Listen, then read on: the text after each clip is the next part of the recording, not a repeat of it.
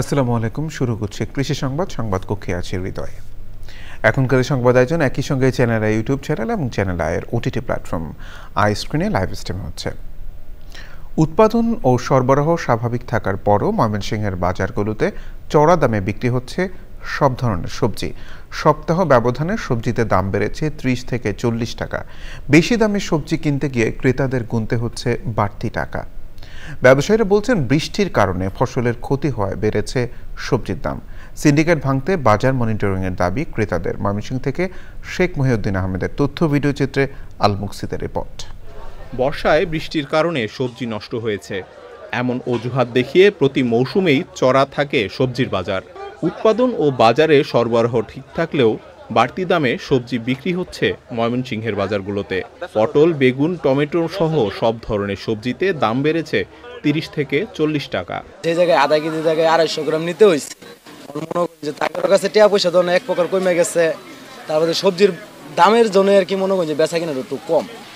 ডাল 100 টাকা, 170 টাকা, চিকুন 170, আদা বেচা 160, 40 দেশে, শুকনো মরিচ বেচা 180, ইংল্যান্ডে 300।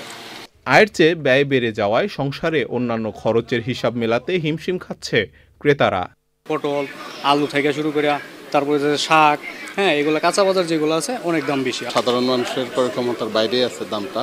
তো এখনও আসলে যদিও সিজন চলতেছে মাছের, বর্ষার কিছু লোকাল মাছ আছে, এগুলো এখনও সাধারণ মানুষের ক্রয় ক্ষমতার বাইরে। ভোক্তা অধিকার সংরক্ষণ অধিদপ্তর বলছে বাড়তি দাম নিলেই নেওয়া হবে ব্যবস্থা। যারা অতিরিক্ত মুনাফা লাভের আশায় দাম বৃদ্ধি করছেন, আপনারা এটা বন্ধ করবেন, না হলে আমরা আমাদের সর্বোচ্চ যে পদক্ষেপ আমরা সেটা নিতে বাধ্য হব। দ্রব্যমূল্য নিয়ন্ত্রণে সিন্ডিকেট ভাঙতে প্রশাসনের বাজার মনিটরিংয়ের দাবি জেলাবাসীর। আল মুকসিদ, চ্যানেল আই। চট্টগ্রামের হালদা নদীর মা মাছ রক্ষায় রাতের আধারে রাউজানের উপজেলা মৎস্য কর্মকর্তার নেতৃত্বে নৌ পুলিশের অভিযান অব্যাহত রয়েছে। শনিবার রাতে হালদা নদীর বিভিন্ন অংশে অভিযান পরিচালনা করে প্রায় 3100 মিটার চরঘেরা জাল জব্দ করা হয়। উদ্ধার হওয়া জাল হালদা নদীর পাড়ে পুড়িয়ে দেওয়া হয়। সে সময় ছিলেন চট্টগ্রাম জেলা মৎস্য কর্মকর্তা শ্রীবাস চন্দ্র চন্দ, হালদা রক্ষা কমিটির সভাপতি প্রফেসর ডক্টর মঞ্জুরুল কিবরিয়া ও নৌ পুলিশ সদস্যরা।